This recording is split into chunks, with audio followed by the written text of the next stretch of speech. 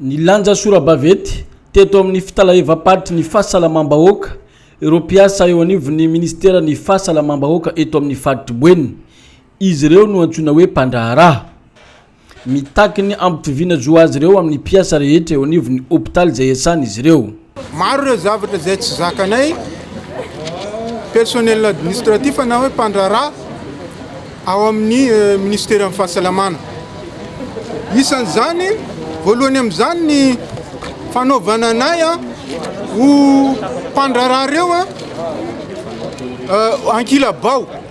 Zay zany dia atao ankilabao zay satria matetika misy fanapahan-kevitra atao ny personnel administratif tsy mba mahazo tombontsoa amin'izy ireny. Isan'izany koa tsy fanomezana ireo indemnité zay tokony ho azon'ny mpiasa ny fahasalamana. Nefa izahay zay miasa tahaka ny personnel rehetra ato anatin'ity ministera ity dia tsy misitraka izany. Anisan'izany ohatra ilay indemnité spéciale zay nomena andreo personnel technique. Zay nefany dia tsy misitraka an'izany kanefa dia samy tratran'ny orooro zay eo ampanaovana ny asa amin'ny alalany indrindrandrindra amin'izao fotoana zay misy ny rentina izao.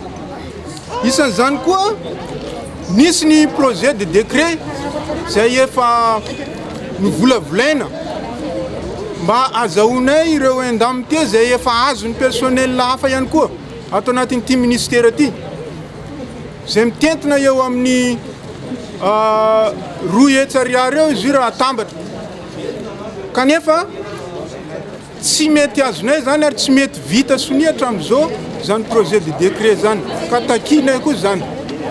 Isan'izany koa nireo mpiasa eny amin'ny hôpitaly zay miasa mafy matahotra eo amin'izao indrindrandrindra amin'izao arentina zao atrena mba vahady ireo mpiasa administratif reo dia miasa mafy ary tratrany hoe risque zany eo amin'ny fifindran'ny arentina.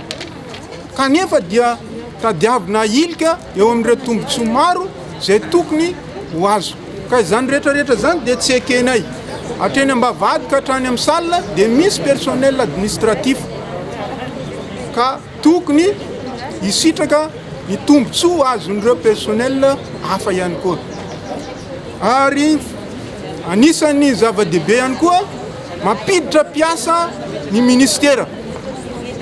Kanefa ny personnel administratif matetika efa maro be ny SED zay manao ny asa mafy, manao ny ainy tsy ho zavatra taona maro kanefa tsy tafiditra ao anatin'ny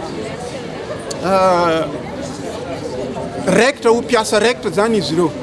Ka noho izany antony rehetrarehetra zany dia indreto zay personnel administratif ao anatin'ny ministera ny santé eto Boeny mijoro eto tsy manaiky zay fa miaraka miombona amin'ireo namanay manerana ny Madagasikara.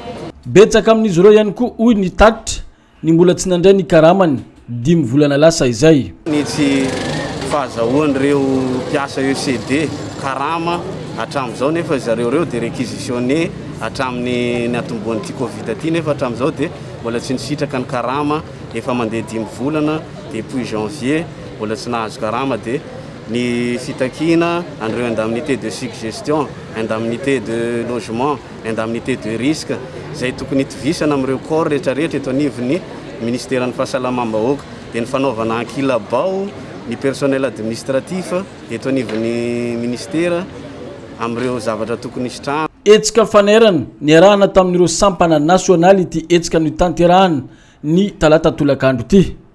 Andrasana indray ny fanapahan-kevitra raisy ny ministera pia azy ireo manoloana an'izao fitakiana izao.